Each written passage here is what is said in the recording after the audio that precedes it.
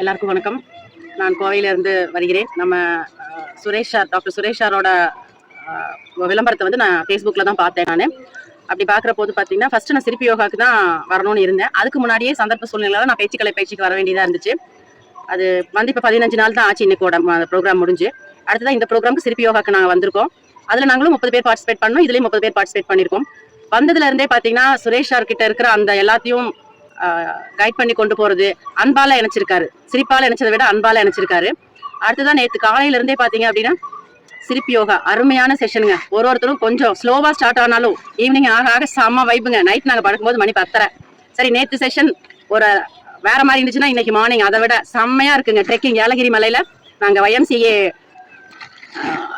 அதுலதான் தங்கியிருந்தோம். அங்க இருந்து அங்க பக்கத்துல இருக்கிற ஒரு மலையில எங்களை ட்ரெக்கிங் கூட்டிட்டு வந்திருந்தாரு சாரு. வரும்போதே செம பண்ணுங்க. மேலே வந்து மெடிடேஷன் பண்ணோம்.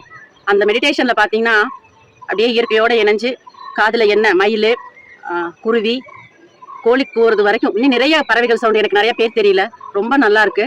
பிரபஞ்சத்தோட நிஜமாவே இணைஞ்ச மாதிரி இன்னைக்கு தான் ஃபீல் ஆயிருக்கு. இவ்வளவு நாள் நம்ம இருந்திருக்கோம், நடந்து வந்திருக்கிறோம், எவ்வளோ இயற்கையான இடங்களுக்கு போயிருக்கிறோம். ஆனா இந்த ஒரு ஃபீல் வரல. ஆனா அதுல என்னன்னா எங்க போனாலும் அனுபவிக்கிற இல்லைன்னு சொல்லலாம். ஆனா ஒரு தியானம்னா என்ன, அந்த தியானத்தை எப்படி பண்ணுனா நம்மளுக்கு உடம்புக்கும் மனசுக்கும் நல்ல ஒரு சுகம் கிடைக்குது அப்படிங்கிறது இங்கே தான் உணர்ந்திருக்கேன்.